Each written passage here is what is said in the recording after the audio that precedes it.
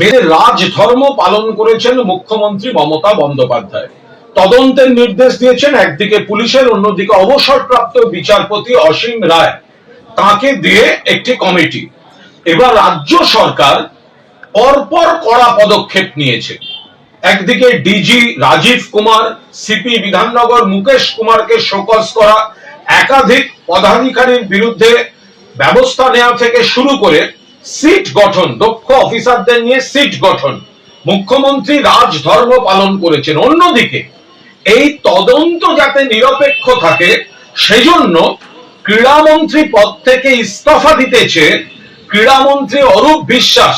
ক্রীড়া মন্ত্রী হিসাবে তিনি ইস্তফা দিতেছে মুখ্যমন্ত্রী মমতা বন্দ্যোপাধ্যায়কে তিনি চিঠি দিয়ে দিয়েছেন। এ ব্যাপারে সিদ্ধান্ত বিবেচনা করছেন মুখ্যমন্ত্রী, কিন্তু অরূপ বিশ্বাস তিনি চিঠি দিয়ে দিয়েছেন। আমাদের বক্তব্য, এটা মমতা বন্দ্যোপাধ্যায় মুখ্যমন্ত্রী বলে এবং তৃণমূল কংগ্রেসের সরকার বলেই এই রাজধর্ম পালন